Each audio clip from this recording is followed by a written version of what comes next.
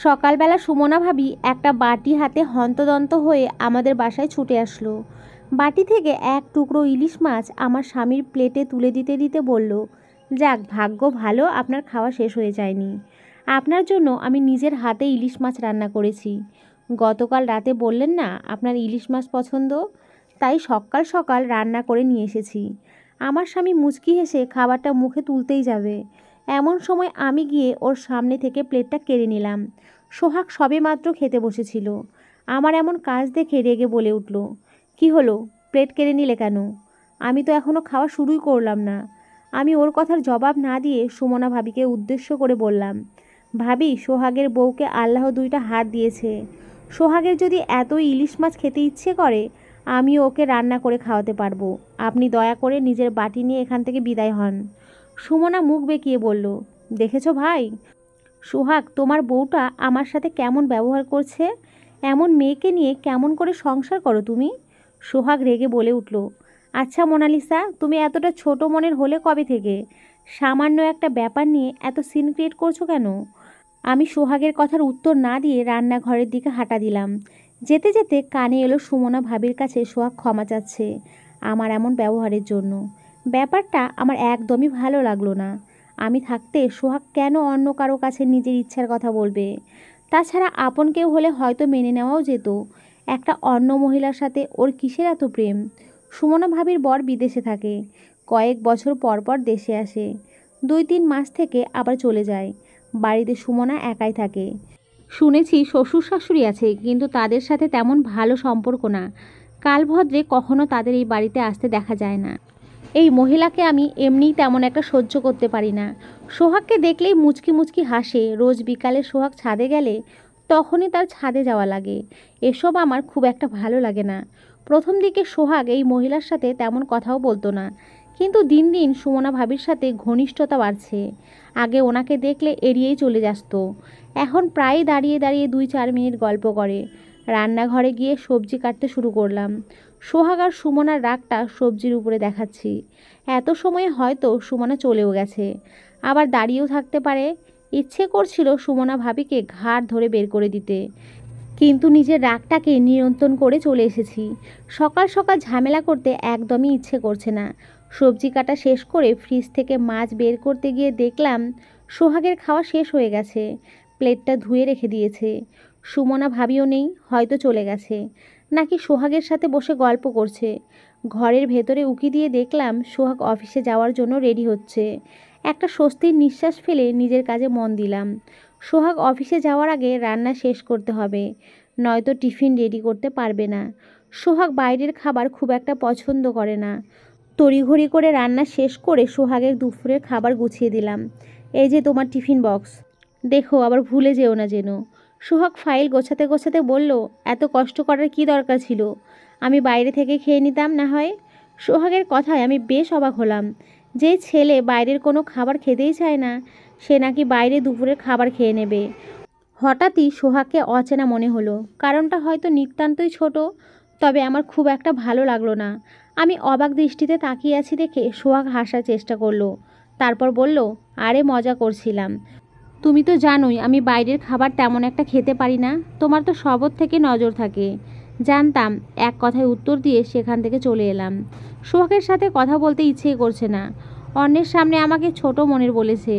আমি চাইলেই ঝগড়া করতে পারতাম, রাগ দেখাতে পারতাম। দিন শেষে হয়তো আমারই লোকসান হতো। লাভ ক্ষতির ব্যাপারটা আমি খুব একটা বুঝি না, তবে নিজের স্বামীর ভাগ অন্য কাউকে দেওয়ার মতো মন মানসিকতা আমার নেই। সকালবেলা উঠে কষ্ট করে রান্না করব আমি, আর অন্য একজন তার পাতে খাবার তুলে দেবে? এটা হয়তো কোনো মেয়েই মানতে পারবে না। সোহাগের দুপুরের খাবারটা গুছিয়ে দিলাম শুধুমাত্র দায়িত্ববোধ থেকে। সংসার জীবনে প্রেম, ভালোবাসা, চাহিদা, আবদার, আহ্লাদ, বিশ্বাস, অবিশ্বাস, চাওয়া পাওয়া, এসবের বাইরেও দায়িত্ব মিশে থাকে। মোনালিসা, আমি বের হচ্ছি, তুমি দরজাটা আটকে দাও, আর ঠিক মতো খেয়ে নিও।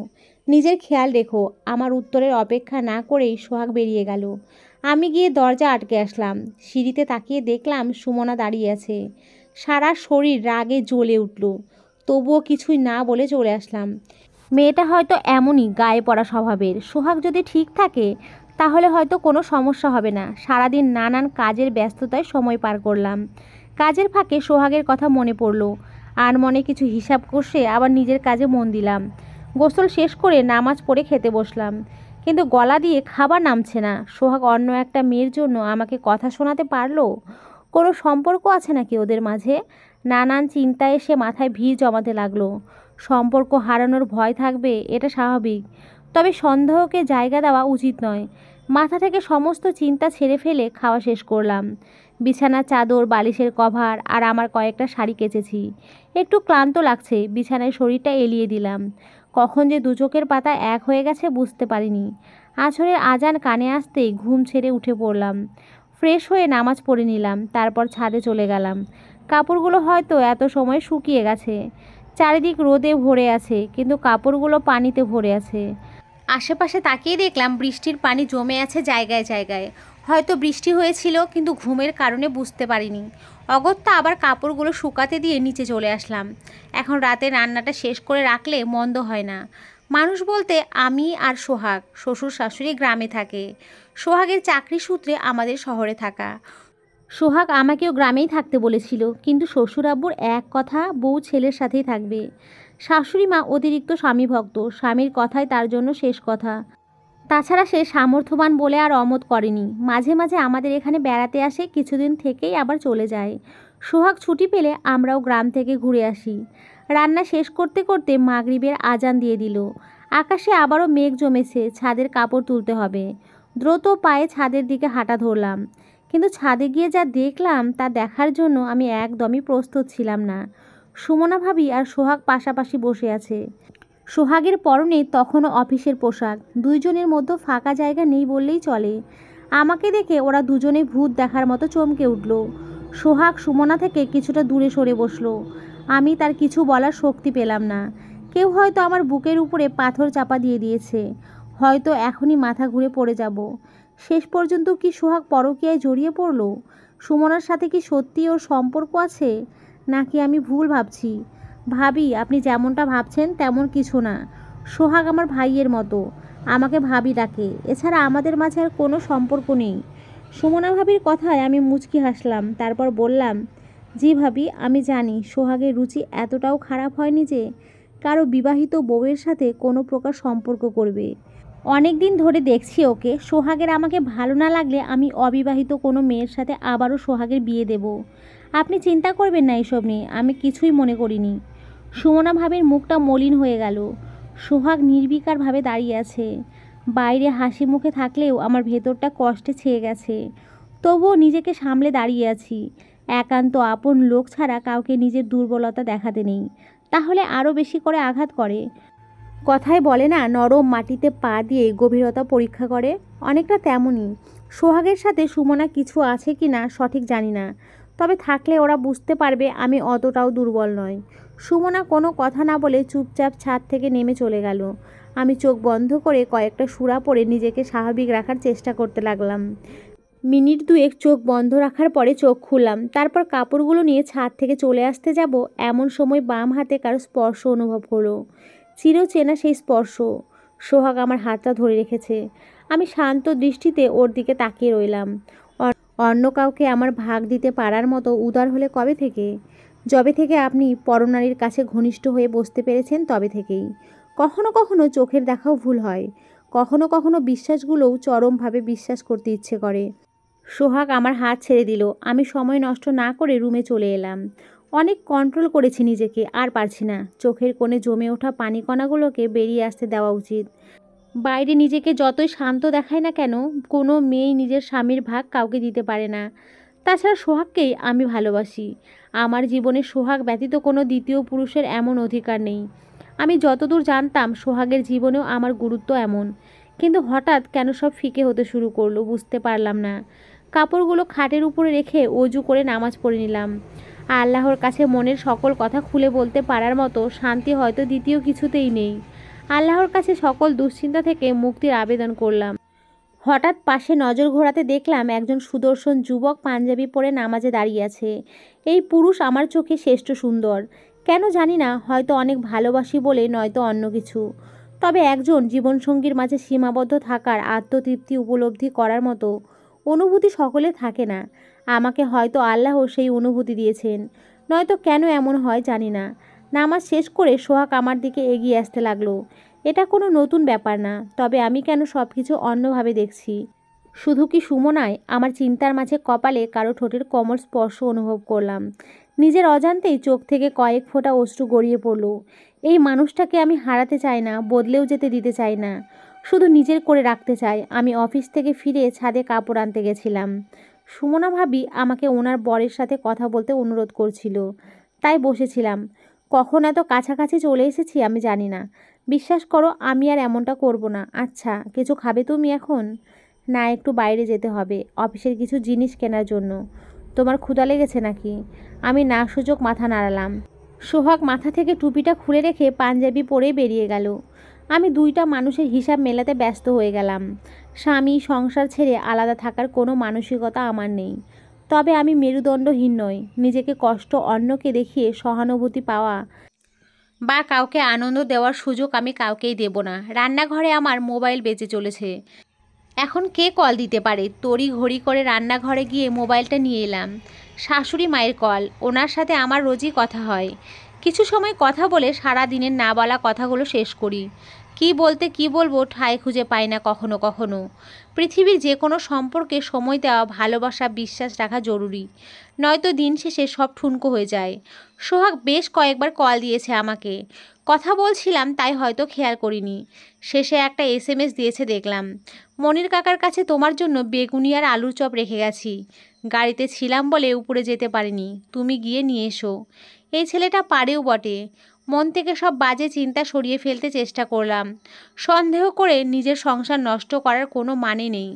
তবে নজরে রাখতে হবে। মাথায় ওড়না জড়িয়ে মনির কাকার কাছে গেলাম। মনির কাকা এই বিল্ডিংয়ের দারোয়ানে চাকরি করে। বেশ বয়স্ক, আমাদের সকলকেই খুবই ভালোবাসে। আসসালামু আলাইকুম কাকা, ভালো আছেন? ওয়ালাইকুম আসসালাম। এই তো আল্লাহ ভালোই রেখেছে। তুমি কেমন আছো মা? জি চাচা, আলহামদুলিল্লাহ। মনির চাচা একটা কাগজের ঠোঙ্গা আমার দিকে বাড়িয়ে দিয়ে বলল, সোহাগ রেখে গেছে তোমার জন্য। আমার জন্যও নিয়ে এসেছিল। কতদিন বলেছি এসব না করতে। কে শোনে কার কথা? আমি মুচকি হেসে ওনার কাছ থেকে প্যাকেটটা নিয়ে চলে আসতে গেলে উনি আমায় ডাক দিলেন, মোনালিসা মা শোনো। জি চাচা বলেন। কথাগুলো বলা ঠিক হবে কি না জানি না, তবে তোমাকে মেয়ের মতো ভালোবাসি বলেই বলছি। আরে চাচা আপনি বলুন। আজ সোহাগ বাবা অফিস থেকে ফিরলে সুমনা ওকে বলেছে ছাদে কাপড় রয়েছে তুলে নিয়ে আসতে। তারপর পেছন পেছন চলে গেছে ছাদে। মেয়েটার স্বভাব আমার খুব একটা ভালো লাগে না।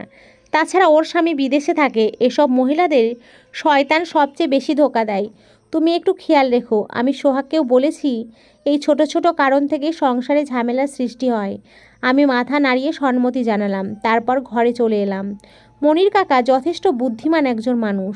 তাছাড়া উনি কখনো মিথ্যা কথা বলে না। তবে কি সুমনা ভাবি সোহাগের সাথে সম্পর্কে জড়াতে চাচ্ছে? সোহাগের ফিরতে ফিরতে রাত 10টা বেজে গেল। দুই হাত ভরে কী সব জিনিসপত্র কিনে নিয়ে এসেছে। বাড়িতে ফিরেই ফ্রেশ হয়ে কিছু সময় বিশ্রাম নিল। তারপর দুইজনে মিলে রাতের খাবার খেতে বসলাম। সোহাগ, আমি আমার ব্যবহারের জন্য দুঃখিত। সকালে ওভাবে বলা আমার উচিত হয়নি। আরে সমস্যা নেই। সত্যিই তো, কাউকে রান্না করে খাওয়ালে বা 2-4 মিনিট গল্প করলে দোষের কিছুই হয় না। তাছাড়া প্রতিবেশীও তো বটে। সোহাগ নিজের খাওয়ার দিকে মনোযোগ দিয়ে শুধু মাথা নাড়ল। তারপর আস্তে আস্তে হুম বলে চুপ হয়ে রইল। 3 দিন পর আজ বাড়িতে গরুর গোশত রান্না হয়েছে। আমাদের 3 তলায় একটা ব্যাচেলার ছেলে থাকে। মালিকের আত্মীয় বলে হয়তো থাকতে দিয়েছে। ওর জন্য একটা বাটিতে কয়েক টুকরো গোশত নিয়ে ঘর থেকে বের হব, এমন সময় সোহাগ বলল, কোথায় যাচ্ছ বাটি নিয়ে? খেতে আসো, লোভ সামলাতে পারছি না। ওই বাচ্চাকে দিতে যাব। শুনেছি ছেলেটা একা একা রান্না করে খেতে কষ্ট হয়। তুমি একটু অপেক্ষা করো, আমি 2 মিনিটে আসছি। সোহাগের হাসি খুশি মুখে কালো মেঘ এসে ভর জমতে শুরু করলো। আমি মুচকি হেসে ঘর থেকে বের হয়ে গেলাম। এখন বুঝুক কেমন লাগে। সোহাগের সাথে জেদ করে বাটি নিয়ে চলে তো এলাম, কিন্তু একা একটা ছেলের বাসায় যেতে ইচ্ছে করছে না। হয়তো ছেলেটা আমাকে কিছুই বলবে না, তবে আমার প্রতি তার কোনো এক অদৃশ্য মায়া জন্ম নেবে, যা আমি চাই না। সিঁড়ি দিয়ে উপরে উঠতে যাব এমন সময় দেখলাম মনির চাচা খেতে বসছে। তাহলে ওনাকে দিয়েই আসি বরং। চাচা খেতে বসলেন নাকি? হঠাৎ কোনো মানুষের গলার আওয়াজে একটু নড়ে চড়ে বসলেন। তারপর টিফিন বাক্সের উপরে ঢাকনা দিতে দিতে বললেন, কিছু বলবে মা? চাচা ঢাকনা দিয়ে ঢেকে রাখলেও আমি স্পষ্ট দেখেছি উনি শুধু ভাত আর পেঁয়াজ মরিচ নিয়ে খেতে বসেছিলেন। বর্তমানে জিনিসপত্রের যে দাম, তাতে এই নিম্ন আয়ের মানুষগুলো না খেয়ে মরার মতো অবস্থা। আমি ওনার দিকে বাড়িটা বাড়িয়ে দিয়ে বললাম, দুপুরে রান্না করেছি, আপনি খেয়ে নিন। মণি চাচা ছল ছল চোখে আমার দিকে তাকালো। আমি শুধু মুচকি হাসলাম। এই মানুষগুলো সামান্য জিনিসেও কত খুশি হয়, অথচ আমাদের সবকিছু থাকার পরেও আমরা খুশি থাকতে পারি না। চাচা সোহাগকে বলেছি যে বাচ্চাকে খাবার দিতে যাচ্ছি, যাতে ও বুঝতে পারে সুমনার সাথে অতিরিক্ত ঘনিষ্ঠ হয়ে কথা বললে আমার কেমন লাগে। আপনি ওকে কিছু বলবেন না। মাশাআল্লাহ, কি বুদ্ধি তোমার, হা হা, হি হি। আমি গেলাম, সোহাগ বসে আছে। মনির চাচা এক টুকরো গোস্ত নিয়ে খাওয়া শুরু করলো।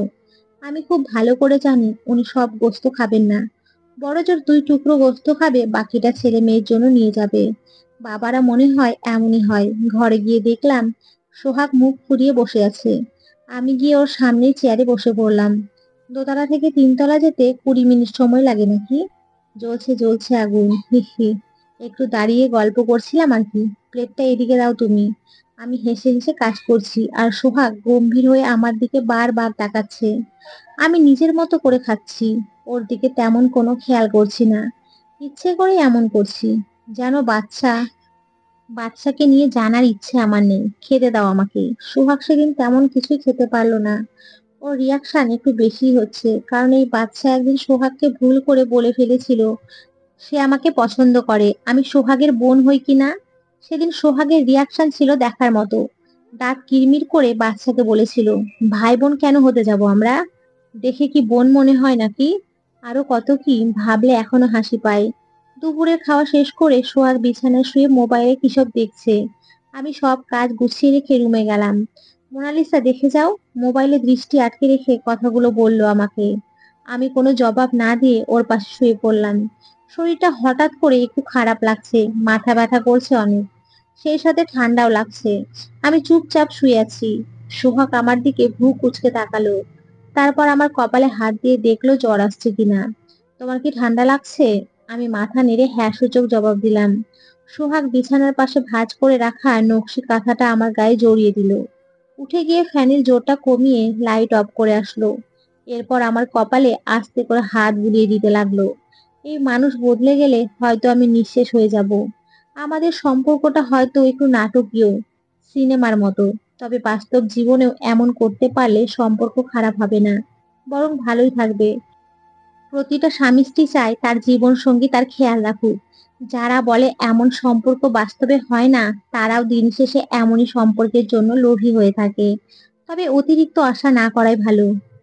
চোখ বন্ধ করার কিছু সময় পরেই স্বপ্নের জগতে চলে গেলাম। সুহাগর ল্যাপটপে বসে কাজ করছে। এদিকে আমার শরীরের তাপমাত্রা ক্রমশ বেড়েই চলেছে। সারা শরীরে ব্যথা অনুভব করছি। সুহাগ মাঝে মাঝে আমার কপালে হাত দিয়ে জ্বরের অবস্থা পরীক্ষা করছে। দরজায় কারো উপস্থিতি উপলব্ধি করে সোহাগ উঠে গেল। আরে সোহাগ ভাই, শোনো, আমরা সবাই মিলে নদীর পাড়ে যাচ্ছি, তুমিও চলো। মোনালিসাকেও নিতে পারো। আমি স্পষ্ট বুঝতে পারলাম এটা সুমনা ভাবি। এর গলা, কথা বলার ধরন সবই উনার মতো। ইচ্ছে করছে উঠে গিয়ে যা মুখে আসে বলে আসি, কিন্তু শরীরের অবস্থা ভালো না, চাইলেও শরীর বিছানা থেকে নড়তে চাইছে না। না ভাবি, আমি যাব না। মোনালিসা অসুস্থ, সামান্য জ্বর এসেছে। আপনারা যান। আরে সামান্য জ্বরে কি হবে? মেয়েদের হলো ভাল্লুকের জ্বর, আসে যায়। তবে যদি ভাবি আসতে না পারে, আপনি একাই আসুন। আমার একা যেতে একদমই ইচ্ছে করছে না। এই মহিলা কি ধাতু দিয়ে তৈরি আল্লাহই জানে। মেয়ে হয়ে মেয়েদের ছোট করতে দ্বিধাবোধ করছে না। মেয়ে বলে কি মানুষ না নাকি? মেয়েদের শরীর পাথর বা লোহা দিয়ে তৈরি? আমার রুচিতে বাদলে 2-4টা গালাগালি দিতাম, কিন্তু মন্দ কথা বলা উচিত না। ওপাশ থেকে সোহাগের রাগী গলা শোনা গেল। হয়তো রেগে গেছে। কর্কশ কণ্ঠে সুমনা ভাবিকে উদ্দেশ্য করে বলছে, আপনার বোধ হয় মাঝে মাঝে ভাল্লুকের জ্বর হয়, কিন্তু আমার স্ত্রী মানুষ, আপনি দয়া করে আসতে পারেন। আপনাকে দেওয়ার মতো সময় আমার হাতে নেই। আমার মোনালিসার কাছে থাকাটা বেশি প্রয়োজনীয় মনে হচ্ছে। খুশিতে আমার মন নেচে নেচে উঠছে। কি ভালো আমার বরটা, আহা, লা লা লা লা লা। এত সময় হয়তো সুমনার হাস্যোজ্জ্বল মুখে মেঘের ভিড় জমেছে। বেহায়া মেয়ে একটা, আমার বরকে নিয়ে নদীর পাড়ে যাওয়ার ইচ্ছে ওনার। যত সব, আমি তোমার জন্য অপেক্ষা করব। দেখো কি সাহস, আবার বলছে আমি তোমার জন্য অপেক্ষা করব। লে কি বেহায়া মেয়ে রে বাবা। ওপাশ থেকে সোহাগের আওয়াজ পাওয়া গেল না, বরং দরজা দেওয়ার শব্দ কানে ভেসে আসলো। মিনিট খানেকের ভিতরেই সোহাগ নিজের জায়গাতে বসে আবারও কাজ শুরু করলো। খাটের উপর বসে বালিশের পিঠ থেকে কিসব কাজ করছে। আমি উঠে গিয়ে ওকে জড়িয়ে ধরলাম। সোহাগ মুচকি হেসে আমার কপালে চুমু এঁকে দিল। আমি অন্য গাল বাড়িয়ে দিয়ে বললাম, এক গালে চুমু দিলে আমার বিয়ে হবে না, হুম? সোহাগ হেসে অন্য গালে তার ঠোঁটে স্পর্শ লাগিয়ে দিল। আমি চোখ বন্ধ করে ওর কপালে চুমু দিয়ে কাঁথা মুড়ি দিয়ে শুয়ে পড়লাম। সোহাগ হাসছে আর বলছে, এ লজ্জা কবে যাবে তোমার? আমি কিচ্ছু বললাম না। সত্যি বিয়ে হয়েছে কতদিন হলো, কিন্তু আমার এখনো লজ্জা কমে না। বেচারা আমাকে নিয়ে এখনো সমস্যার ভেতরে আছে। রাস্তায় বা লোকজন থাকলে আমি ওর হাতটাও ধরতে চাই না। মিনিট 10 কাজ করার পর সোহাগ পরনের শার্ট খুলে অন্য একটা শার্ট পরে নিল। তারপর প্যান্ট পরে মানিব্যাগ পকেটে ঢুকিয়ে কোথাও যাওয়ার জন্য বের হলো।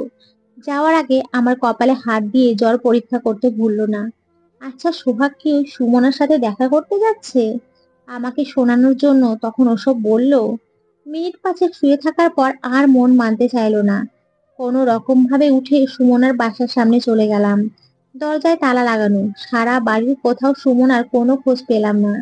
আমার শরীরের তাপমাত্রা এত সময়ে 103 ছাড়িয়ে গেছে, আর এক পা হাঁটার শক্তি পাচ্ছি না। কি শুরু হলো এসব? কোনো রকমে ঘরে এসে বিছানায় শরীরটা এলিয়ে দিলাম। ঘরে ঔষধ আছে কিনা জানি না, একটা ওষুধ খেতে পারলে হয়তো ভালো লাগতো। জ্বর কিছুটা কমে যেত, কিন্তু ঔষধ খোঁজার শক্তি আমার শরীরে নেই। শুয়ে শুয়ে আকাশ পাতাল ভাবছি। এমন সময় সোহাগ আসলো। হন্তদন্ত হয়ে ছুটে আসলো এক প্রকার। কি হয়েছে কে জানে। দ্রুত পায়ে আমার দিকে এগিয়ে এসে কপালে হাত দিল। তোমার শরীর তো জ্বরে পুড়ে যাচ্ছে। সরি, আমার দেরি হয়ে গেল ওষুধ আনতে। দেখি এই স্যান্ডউইচটা খেয়ে ওষুধ খেয়ে নাও তো। আমি কৃতজ্ঞর চোখে ওর দিকে তাকালাম, সেই সাথে নিজের কাছে লজ্জিতও হলাম। জ্বর হলে আমি ভাত খেতে পারি না একদমই, শুধু বমি আসে। তার জন্য সোহাগ বাইরে গেছিল স্যান্ডউইচ আর ঔষধ আনতে। আর আমি কি না ওই সুমনার সাথে ভেবে সন্দেহ করছিলাম। কিন্তু আমি বা কি করব, আমার মন একদমই মানতে চায় না। সুমনাকে খুব একটা ভালো মনে হয় না। আমাকে এমন কিছু একটা করতে হবে যাতে সোহাগ নিজেই আর কখনো ওই মহিলার আশেপাশে না যায়। সোহাগ খুব যত্ন করে আমাকে খাইয়ে দিচ্ছে, আমার চোখের কোণে অশ্রু টলমল করছে। সুখের কান্না হয়তো। সোহাগ খুব যত্ন করে চোখের কোণের আবদ্ধ পানিগুলো মুছে দিল। তারপর কপালে চুম্বন করে বলল, অনেক কষ্ট হচ্ছে তোমার, তাই না? একটু কষ্ট করে খেয়ে নাও, তারপর ঔষধ খেয়ে ঘুমানোর চেষ্টা করো। একটু হলেও ভালো লাগবে। আমি বাধ্য মেয়ের মতো খাবার আর ঔষধ খেয়ে নিলাম। আসলে স্বামীর এত যত্ন পাওয়ার ভাগ্য সব মেয়ের হয় না। অনেকের স্বামীর ধারণাও সুমনার মতো হয়, তারা মনে করে বউদের সেবা করলে হয়তো মান সম্মান চলে যায়। বউয়ের খেয়াল রাখলে সমাজ বউ পাগল নাম দেয়। আরে বিপদে পড়লে এই বউ ছাড়া কেউই তোমার পাশে আসবে না। যারা তোমাকে বউ পাগল বলে তাদের মানসিক সমস্যা আছে। একদিন অসুস্থ হয়ে দেখো, বউ ছাড়া কেউ তোমার পাশে বসে তোমার সেবা করবে না। এখানে শুধু বউকে নিয়েই বলছি।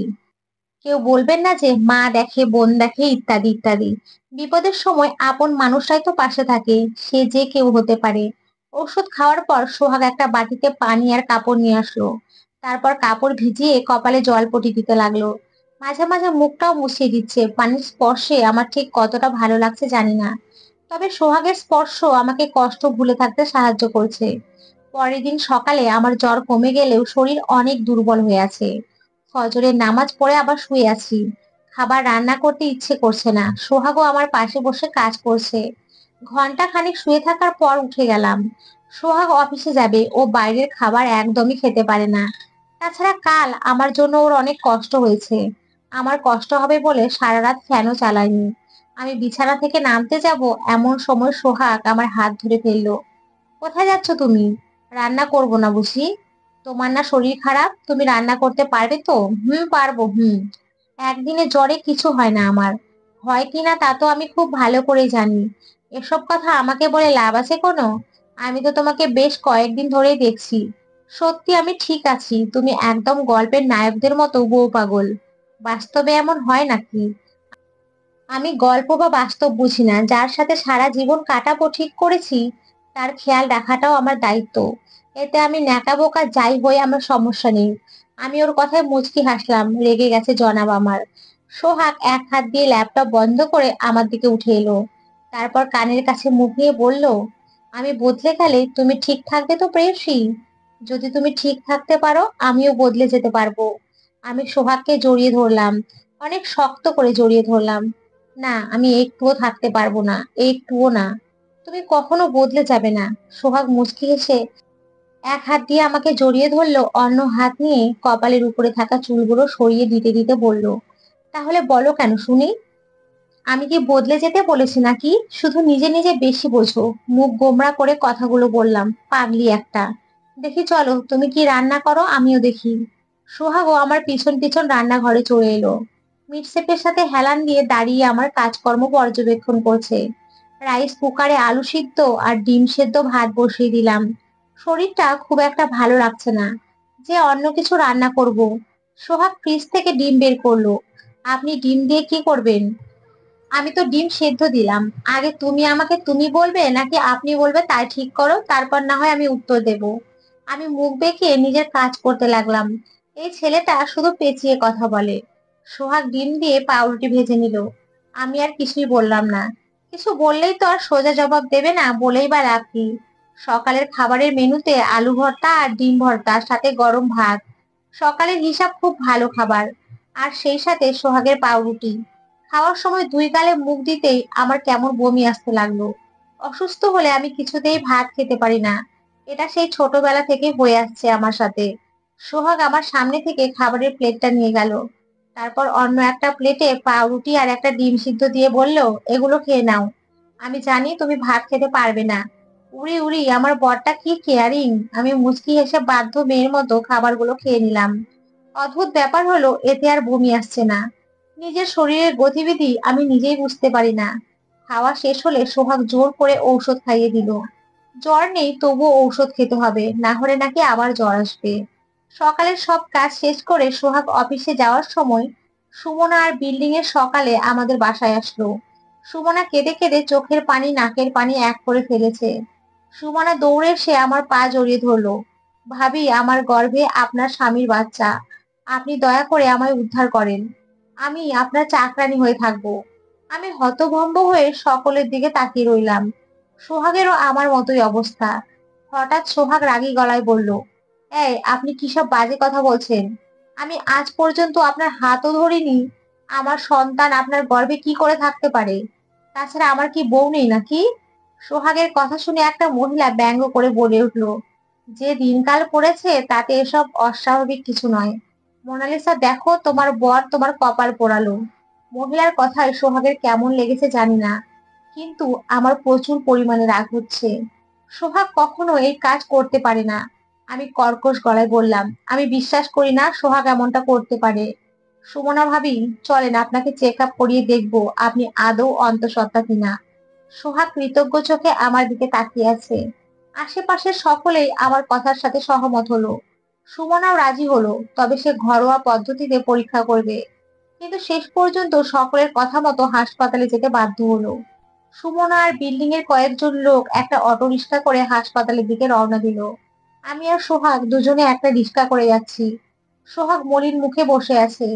আমি সোহাগের ডান হাতটা চেপে ধরে বললাম, মন খারাপ করো না। আল্লাহ নানান ভাবে মানুষের পরীক্ষা নেয়, তুমি এখন ভেঙে পড়লে হবে না। সোহাগের চোখ ছলছল করছে, হয়তো এখনই অশ্রুকণা কপাল গড়িয়ে মাটিতে পড়বে। সোহাগ আমাকে কিছুই বলতে পারলো না, শুধু আমার ডান হাতটা নিজের হাতের ভেতর নিয়ে রাখলো। কয়েক মুহূর্ত ধরে রাখার পর তাতে চুম্বন করলো। আমি বিশ্বাস করি তোমায়। সোহাগের মলিন মুখে এক চিলতে হাসির রেখা দেখা গেল, তবে তা সাময়িক সময়ের জন্য। রিক্সা থেমে নেমে সোহাগ ভাড়া মেটালো। তারপর দুজন মিলে হাসপাতালের ভেতরে গেলাম। সুমনারা তখনও এসে পৌঁছায়নি। সোহাগ আর আমি ডাক্তারের সাথে কথা বলে রাখলাম। এই মেয়েকে আমি একটুও বিশ্বাস করি না, হতে পারে ডাক্তারকে টাকা দিয়ে নিজের দলে টেনে নিল। সোহাগের পরে ওর কেন এত নজর পড়েছে আল্লাহই ভালো বলতে পারবে। সুমনা সহ বাকি সকলে হাসপাতালে এসে উপস্থিত হয়েছে। সুমনাকে ডাক্তার দেখছে, হয়তো বুঝতে চেষ্টা করছে। সাধারণভাবে ঘরোয়া পদ্ধতিতে পরীক্ষা করছে প্রথমে, ফলাফল এখনো ঠিক বলতে পারবো না। সুমনা সহ সকলে অধীর আগ্রহে বসে আছে। আমি কেমন পরিস্থিতিতে আছি বলে বোঝাতে পারবো না। যদি সুমনা সত্যি গর্ভবতী হয়, তাহলে আমি কি করব? যদিও আমি জানি এটা হতে পারে না, তবুও সোহাগ চুপচাপ বসে আছে। এসব আকাশ পাতাল ভেবে চলেছে। আমি সোহাগকে বিশ্বাস করলেও সোহাগের এই নিস্তব্ধতা আমার মনের কোথাও বারবার নাড়া দিচ্ছে। প্রিয় মানুষকে হারানোর ভয়টা কোথাও তীব্র যন্ত্রণায় পরিণত হচ্ছে।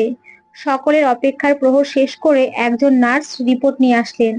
হাসপাতালে সচরাচর এত তাড়াতাড়ি রিপোর্ট দেয় না, তবে আমাদের সকলের অনুরোধে এমনটা করেছে। তাছাড়া ঘরোয়া পদ্ধতিতে পরীক্ষা করতে খুব একটা বেশি সময় লাগে না। আসসালামু আলাইকুম। সুমনা আপনাদের রোগী? জি বলুন।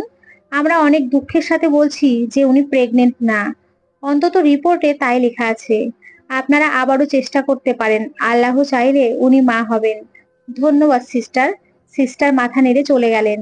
আমি এত সময় এই মুহূর্তের জন্যই অপেক্ষা করছিলাম। এগিয়ে গিয়ে সুমনার গালে গায়ের সমস্ত শক্তি দিয়ে একটা চড় মারলাম। ব্যাপারটা এত দূর হলো যে সুমনা হতভম্ব হয়ে গালে হাত দিয়ে বসে আছে। নিজের স্বামী থাকতে অন্যের স্বামীর দিকে নজর দিতে লজ্জা করে না তোর? তোকে চাইলে আগেও এই চড়টা মারতে পারতাম, কিন্তু তখন তুই সকলের সমবেদনা চাইতি। এখন কি বলবি বল? হাসপাতালের পরিবেশ থমথমে হয়ে আছে। আমাদের সাথে যারা গেছিল সকলে সুমনাকে খারাপ বলছে আর সোহাগের সুনাম করছে। সোহাগ হতভম্ব হয়ে আমার দিকে তাকিয়ে আছে। আমাকে এতটা রেগে যেতে আগে কখনো দেখেনি সোহাগ, যার জন্য হয়তো মেনে নিতে অসুবিধা হচ্ছে। সুমনা চোখের পানি নাকের পানি এক করে বলছে রিপোর্ট ভুল আছে। আমরা ডাক্তারের টাকা দিয়ে এমন করেছি। অন্য হাসপাতালে গিয়ে পরীক্ষা করলে বোঝা যাবে কোনটা সত্যি কোনটা মিথ্যা। সুমনার কথা মতো সকলে অন্য একটা হাসপাতালে যাওয়ার জন্য রওনা দিল। আমি বুঝতে পারছি না সুমনা একটা মিথ্যাকে কি করে সত্যি করবে। চেয়ারের উপরে বসে লিটার লিটার পানি খাচ্ছে সুমনা। এবার সে আল্ট্রাসোনোগ্রাফি করে দেখবে কোনটা সত্যি কোনটা মিথ্যে। আমি এক রাশ বিরক্তি নিয়ে একটু দূরে বসে আছি। সোহাগ কেমন জানি নির্জীব হয়ে গেছে, কোনো কথা বলছে না। ঘন্টা দুয়েক বসে থাকার পর সব কাজ শেষ হলো। তবে আজ আর রিপোর্ট দেবে না, কাল বিকালে রিপোর্ট নিতে আসতে হবে। সুমনা সহ সকলেই ফিরে গেল। আমি আর সোহাগ নদীর পাড়ে যাওয়ার জন্য রিস্কায় উঠলাম। মোনালিসা, বাড়িতে চলো না প্লিজ। আমাকে এসব ভালো লাগছে না। শুধু নদী দেখেই বাড়িতে চলে যাব। আচ্ছা চলো। সারা পথ সোহাগ চুপ করে বসে রইল। নদীর পাড়ে মিনিট পাঁচেক থেকে আমরা বাড়িতে ফিরে এলাম।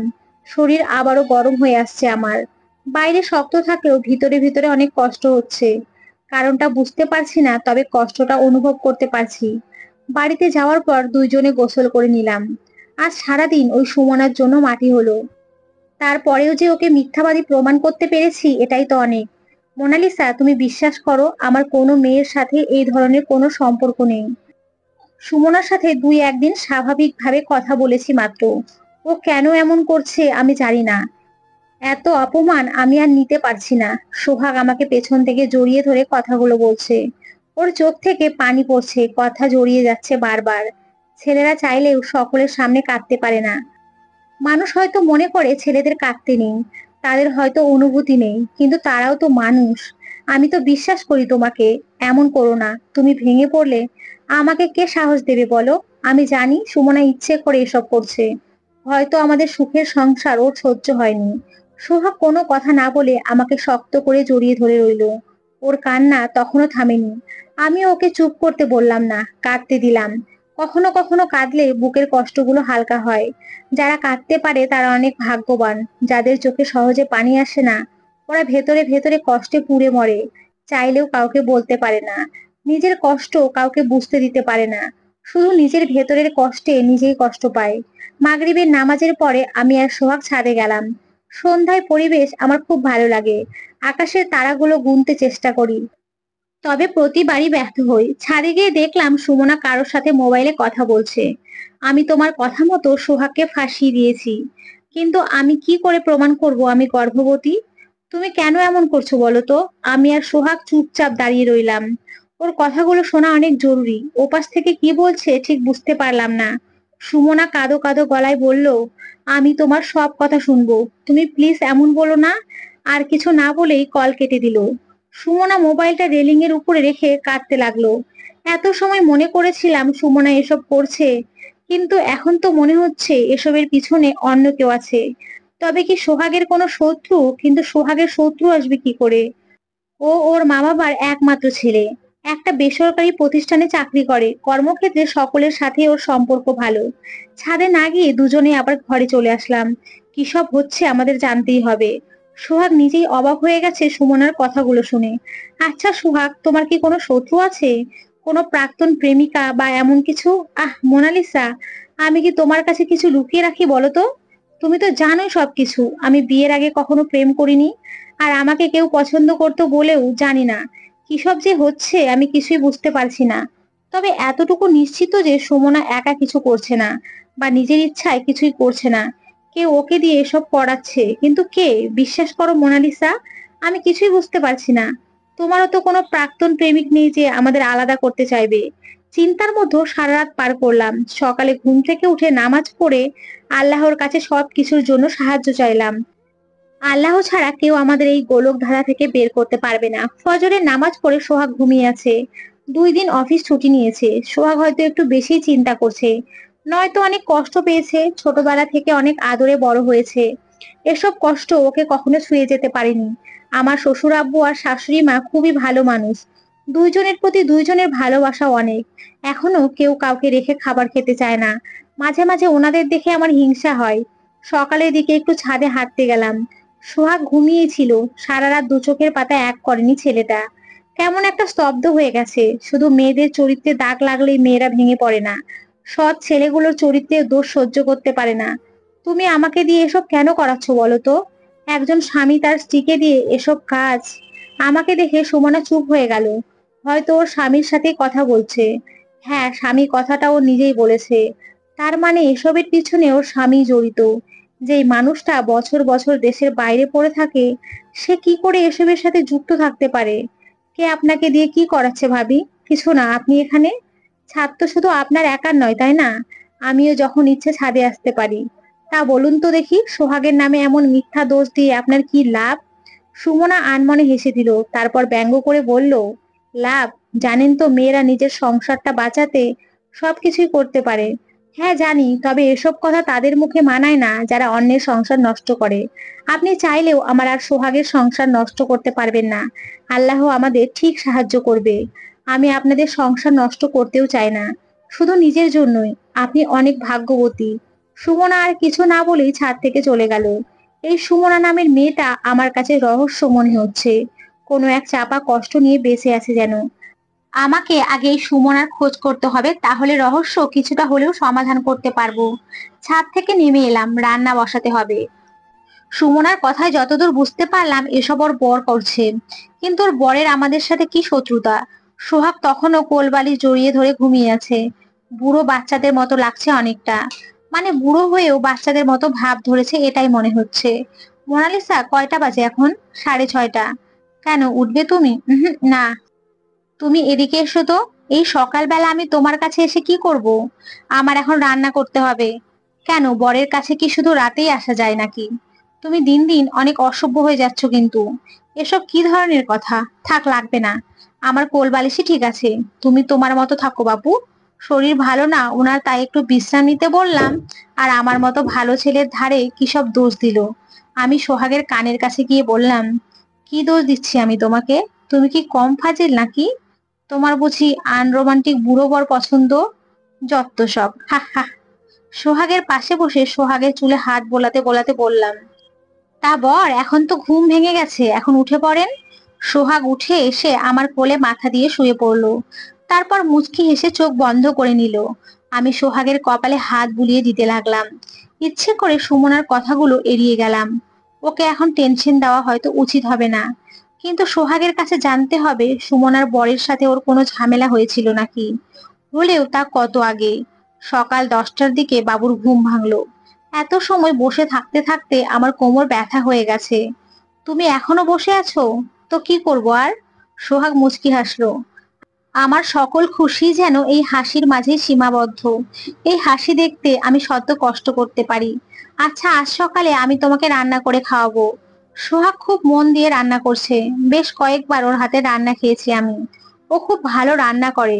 কি করে শিখেছে কে জানে। সকালের খাবারের মেনুতে খিচুড়ি আর আচার। সোহাগ শুধু খিচুড়ি রান্না করবে। আচার শাশুড়ি মা বানিয়ে দিয়েছিল। এখনো বেশ কিছুটা অবশিষ্ট আছে। খুব তৃপ্তির সাথে সকালের খাওয়া শেষ করলাম। তারপর সোহাগ ল্যাপটপ নিয়ে বসলো, আর আমি নিজের মতো ঘরের কাজ করতে লাগলাম। সুমনার ব্যাপারটা মাথা থেকে বেরিয়ে গেছে একদম। বিকালের দিকে বিল্ডিং এর কয়েকজন মিলে হাসপাতাল থেকে রিপোর্ট নিয়ে আসলো। আমিও যেতে চেয়েছিলাম, কিন্তু সোহাগ যেতে দিল না। সুমনা দুপুর থেকে বেপাত্তা হয়ে গেছে। সকলে মনে করেছিল হাসপাতালে গেছে, কিন্তু ওরা হাসপাতালে যাওয়ার পর জানতে পারে সুমনা সেখানে যায়নি। কিন্তু সুমনা সেই দুপুর দুপুর ঘরে তালা মেরে কোথাও একটা গেছে, এখনো আসেনি। সোহাগ সাহেব, আমরা সকলেই দুঃখিত সুমনা মেয়েটির কথা বিশ্বাস করার জন্য। আসলে সমাজে এসব নতুন কিছু নয় তো, তাই আমরা আপনাকে ভুল বুঝেছিলাম। বিল্ডিং এর মালিকের কথায় খবরের কাগজ থেকে চোখ তুলে তাকালো সোহাগ। ওরা রিপোর্ট আনার পর জানতে পেরেছে সুমনা অন্তঃসত্ত্বা নয়। সুমনা সোহাগের নামে মিথ্যা অপবাদ দিয়েছে। সকলে মিলে সুমনার কাছে জবাব চাইবে বলছিল, কিন্তু সুমনা কোথাও নেই। পুলিশ কেস করার কথাও দুই একজন বলেছিল বটে, তবে সোহাগ এসব ঝামেলা করতে নিষেধ করেছে। সে যে কোনো অন্যায় করেনি এটা প্রমাণিত হয়েছে, এতেই সে খুশি। সত্যি বলতে সোহাগ খুবই শান্ত প্রকৃতির একজন ছেলে। এসব ঝামেলা ওর এতটা পছন্দ নয়। সোহাগের সাড়া না পেয়ে সকলে যার যার নিজের কাজে চলে গেল। আমি রান্নাঘরে দুপুরে খাওয়ার আয়োজন করছি। এমন সময় সোহাগ আমার কাছে এলো। তোমায় ধন্যবাদ দিয়ে ছোট করব না, শুধু বলবো তুমি আমার যোগ্য জীবন সঙ্গী। সুমনা, এত বড় একটা কথা বলার পরেও তুমি একবারও আমাকে সন্দেহ করনি, আমাকে বিন্দু মাত্র অবিশ্বাস করনি। আমি যেন আজীবন তোমার বিশ্বাসের মর্যাদা রাখতে পারি। আমি মুচকি হেসে সোহাগের একটা হাত ধরে বললাম, এই তুমিটা বদলে না গেলে আমিও তোমাকে অবিশ্বাস করব না। সোহাগ মুচকি হেসে আমাকে ওর বাহুর মাঝে আবদ্ধ করে নিল। হালাল সম্পর্কগুলো এমনই হওয়া উচিত, শত বাধার পরেও যেন তা টিকে থাকে। দুজন মানুষ যেন শুধু দুজনের হয়ে বেঁচে থাকে। তারপর কেটে গেছে প্রায় 2 বছর। গত মাসে জানতে পেরেছি আল্লাহ আমাদের ঘরে নতুন মেহমান দান করেছে। সেদিনের পর সুমনার আর কোনো খবর পাওয়া যায়নি। ওর শাশুড়ি বা কেউ ঘরের জিনিসগুলো পর্যন্ত নিতে আসেনি। হয়তো কেউ কখনো ওর খোঁজ করেনি। যেমন আমরাও ফিরে দেখিনি আমাদের জীবনের কালো অধ্যায়কে। তবুও জানতে ইচ্ছে করে কেন করেছিল এমন সুমনা নামের মেয়েটি। কি জন্য ওর স্বামী এমন করেছিল ওকে দিয়ে? লোকটা কি ওর স্বামী নাকি অন্য কেউ? এত সব প্রশ্ন এড়িয়ে বেশ সুখেই আছে সোহাগ। মোনালিসা, আজকে আসার সময় আমার জন্য একটু আইসক্রিম নিয়ে আসবে? এত আইসক্রিম খেলে বাবুর ক্ষতি হবে, তুমি বরং ফল খেতে চাও, আমি নিশ্চয়ই নিয়ে আসবো। মোনালিসা মন খারাপ করে কল কেটে দেয়, তারপরে মুচকি হেসে ওঠে। মুখে না বললেও মানুষটা ঠিক আমার জন্য আইসক্রিম নিয়ে আসবে। আজ 3 মাস হলো জানতে পেরেছি আমাদের ঘরে নতুন মেহমান আসছে। আজ সকালে সোহাগ জোর করে আমাকে হাসপাতালে নিয়ে এসেছে। বেশ কয়েকদিন ধরে শুধু বমি হচ্ছিল, কোনো খাবার মুখে তুলতে পারছিলাম না। তাই সোহাগ কোনো ঝুঁকি নিতে চায় না। হাসপাতালের বারান্দায় বসে আছি। সোহাগ ডাক্তারের সাথে কথা বলতে গেছে। কখন কি খেতে হবে, কেমন থাকতে হবে, সবকিছু লিস্ট লাগবে তার। সাথে শাশুড়ি মাও আছে একজন, ছেলেকে কল দিয়ে সবকিছু নির্দেশনা দিচ্ছে। এদের অবস্থা দেখে আমার খুব হাসি পাচ্ছে। মোনালিসা, কেমন আছো? অপরিচিত একটা মেয়ের ডাকে চোখ তুলে তাকালাম। মেয়েটার শরীর বোরকা হিজাবে ঢাকা, তবে চোখ দুইটা বেশ পরিচিত লাগছে। কোথাও দেখেছি যেন, কিন্তু ঠিক মনে করতে পারছি না। আমাকে তাকিয়ে থাকতে দেখে মেয়েটা আবারও বলে উঠল, আমাকে হয়তো তুমি চিনতে পারোনি, আমি সুমনা। সুমনা নামটা শোনার পর আত্মাটা কেন জানি কেঁপে উঠল। মনের মাঝে ঘুমিয়ে থাকা প্রশ্নগুলো এক এক করে জেগে উঠতে লাগলো। তুমি কোথায় চলে গেছিলে, আর এখানে কেন? আমার স্বামীর সাথে এসেছি। আল্লাহ আমাদের ঘরে নতুন মেহমান দিয়েছে, তার জন্যই। তোমার স্বামী বিদেশ থেকে চলে এসেছে? না, এ আমার দ্বিতীয় স্বামী। তার সাথে আমার ডিভোর্স হয়ে গেছে। নতুন বিয়ে করেছি, 6 মাস হতে চললো। সুমনা, কিছু মনে না করলে একটা কথা বলবো? তুমি সোহাগের নামে এমন মিথ্যা কথা রটিয়েছিলে কেন? সুমনা দীর্ঘ নিঃশ্বাস ফেলে আমার দিকে তাকালো। তারপর বলল, নিজের সংসার বাঁচাতে। আমার প্রাক্তন স্বামী আমাকে এসব করতে বলেছিল। পাগলের মতো ভালোবাসতাম তাকে, তাই সব মেনে নিয়েছিলাম। আমি কিছুই বুঝতে পারলাম না। অনেক বড় ঘটনা, 2-1 মিনিটে তুমি বুঝতে পারবে না। সমস্যা নেই, তুমি বলো। সুমনার চোখের কোণে অশ্রুকণা দেখা দিল, তবে তা গুরুত্ব না দিয়ে বলতে শুরু করলো, কলেজে পড়ার সময় প্রেম করে বিয়ে হয় আমার প্রাক্তন স্বামীর সাথে। কিন্তু তার পরিবার কখনো আমাকে মেনে নেয়নি। মানুষটা প্রথম প্রথম আমাকে খুবই ভালোবাসতো জানো। তারপর টাকার প্রয়োজনে বিদেশে পাড়ি জমালো। অনেক কষ্ট করেছি আমরা, তবুও দুইজন হাত ছেড়ে চলে যায়নি। কিন্তু সমস্যা হয় গতবার দেশে আসলে আমার শাশুড়ি ওর হাত পা ধরে তার বোনের সাথে বিয়ে দেয়। ব্যাপারটা সম্পূর্ণ অজানা ছিল আমার কাছে। পরে একদিন কল দিয়ে বলে সোহাগের সাথে মিথ্যা প্রেমের অভিনয় করতে হবে আমাকে। সোহাগের সাথে তার নাকি কিসব পুরনো শত্রুতা আছে। আমি যদি এমনটা না করি তাহলে আমাকে ছেড়ে দেবে। জানো তো মোনালিসা, আমার মা বাবা কেউ নেই। তাকেও পাগলের মতো ভালোবাসতাম, তাই আমিও বোকার মতো রাজি হয়ে যাই। এরপর সবকিছু তার কথা মতো করতে থাকি। সেই আমাকে সব বুদ্ধি দিত। তার পরিকল্পনা ছিল আমার চরিত্রের দোষ দিয়ে আমাকে ডিভোর্স দিয়ে দেবে। আর এদিকে তোমরা তো সাক্ষী রইলেই। কিন্তু শেষ পর্যন্ত সব সত্যি আমার কাছে পরিষ্কার হয়ে যায়। সেদিন সকালে তোমার সাথে দেখা হওয়ার পরপরই তার নতুন স্ত্রী আমাকে কল দিয়ে তাদের পথ থেকে সরে যেতে বলে। আমি কিছুতেই বিশ্বাস করতে পারছিলাম না এসব।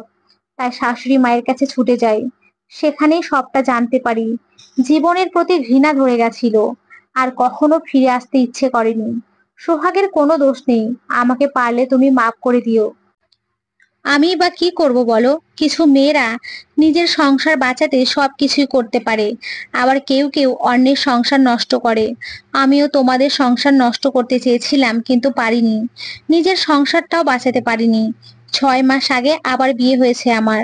নতুন স্বামীও খুবই ভালোবাসে আমাকে, কিন্তু কাউকে আর বিশ্বাস করতে ইচ্ছে করে না। কথাগুলো বলেই চোখের পানি মুছল সুমনা। মেয়েটাকে কত খারাপ ভেবেছিলাম, কিন্তু ওর জীবনে এমন কষ্ট লুকিয়ে আছে কে জানতো। কারো ব্যাপারে না জেনে কোনো কিছু অনুমান করা ঠিক নয়। এমন সময় কেউ সুমনার নাম ধরে ডাকলো। সুমনা আমার দিকে তাকিয়ে মুচকি হেসে বলল, আমাকে ডাকছে, তুমি ভালো থেকো। দোয়া করি সময় পেলে অন্য কোনোদিন সবকিছু খুলে বলবো। আমার জীবনেও সিনেমার থেকে কম নয়, গল্পের থেকেও নিষ্ঠুর বাস্তবতা। সুমনা ওর স্বামীর সাথে চলে গেল। মেয়েটার ভেতরে কত কষ্ট চেপে রেখেছে, অথচ কিছুই বোঝা গেল না। সোহাগের মতো ভালো ছেলে যেমন আছে, তেমনি সুমনার বরের মতো খারাপ লোকও আছে। আল্লাহ যে কার ভাগ্যে কাকে লিখে রেখেছেন কে জানে। আমি যে সোহাগের মতো ভালো একটা মানুষকে পেয়েছি, আল্লাহর কাছে লাখ লাখ শুক্রিয়া। কি হলো, তুমি কাঁদছো কেন? শরীর খারাপ লাগছে নাকি? সোহাগের কথায় হুঁশ ফিরে এলো। সোহাগের দিকে তাকিয়ে ওকে জড়িয়ে ধরলাম। আমি তোমাকে কখনো হারাতে চাই না, কখনোই না। সোহাগ আমার মাথায় হাত বুলিয়ে দিতে দিতে বলল, এই পাগলি, কি হলো তোমার? জানো তো সুমনার সাথে দেখা হয়েছিল। আচ্ছা, যার সাথেই দেখা হোক, তুমি কাঁদছো কেন? আমি শুধু তোমারই, কান্না করো না প্লিজ। হঠাৎ করে খেয়াল এলো এটা হাসপাতাল। আমি লজ্জা পেয়ে সোহাগকে ছেড়ে দিলাম। তারপর সুমনার কথা খুলে বললাম। সোহাগ শুধু একটা দীর্ঘশ্বাস ফেলল। তারপর আমার হাত ধরে বলল, তোমাকে ধন্যবাদ সেদিন আমাকে বিশ্বাস করার জন্য। এই তুমি না বলেছিলে ধন্যবাদ দিয়ে আমাকে ছোট করবে না? কি মেয়ে রে বাবা, 2 বছর আগের কথা ভোলে না। আবার উনিই নাকি সুমনাকে চিনতে পারেনি। ভালোবাসার মানুষগুলো একটি বিশেষ হয় প্রিয়। তোমার কথা আমার ভুলে যেতে ইচ্ছে করে না গো। সোহাগ মুচকি হাসলো। তারপর এত বড় একটা লিস্ট দেখিয়ে বলল, এসব তোমার রুটিন? কেমন হলো পড়ে বলো তো। আমি হতাশ দৃষ্টিতে ওর দিকে তাকিয়ে রইলাম। এসব আমাকে মেনে চলতে হবে? আর পারি না বাপু। কি হলো? কিছুই হয়নি। শুধু এত বড় লিস্ট দেখে আমি হতাশ, খুবই হতাশ। জানো, আমি ডাক্তারকে বলেছি লিস্টে জানি আইসক্রিম না রাখে। তাহলে তুমি রোজই আইসক্রিম খেতে বায়না করবে। একটু আইসক্রিম খেলে কি হয় শুনি? আমি তো বাচ্চা মানুষ নাকি? 2 দিন পর বাচ্চার মা হবে, উনি নাকি এখনো বাচ্চা। আমি মুখ গোমড়া করে সোহাগের দিকে তাকিয়ে রইলাম। সোহাগ আমার হাত ধরে হাসপাতালের বাইরে নিয়ে এলো। তারপর দোকানে গিয়ে একটা আইসক্রিম নিয়ে এসে আমার হাতে দিল। যদিও নিজেই ও বেশিরভাগ খেয়ে ফেলবে, তবুও এনে দেওয়াটাই আমার পরম প্রাপ্তি। দিন শেষে প্রিয় মানুষের সাথে ভালো থাকার মাঝে এক অদ্ভুত শান্তি রয়েছে। সকলে এই সুখটা পায় না। অবশ্য সুখ জিনিসটা কিছুটা চাহিদার উপরে সীমাবদ্ধ। এখন আইসক্রিমের বদলে যদি আমি হীরার আংটি চাইতাম, হয়তো সোহাগের সামর্থ্যের বাইরে চলে যেত। তখনই শুরু হতো সমস্যা। তবে আমি সত্যি আর কিছুই চাই না, শুধু সোহাগের সাথে ভালো থাকতে চাই। তো বন্ধুরা, তোমরা সকলে খুব ভালো থেকো, সুস্থ থেকো। সকলকে অসংখ্য ধন্যবাদ। নমস্কার।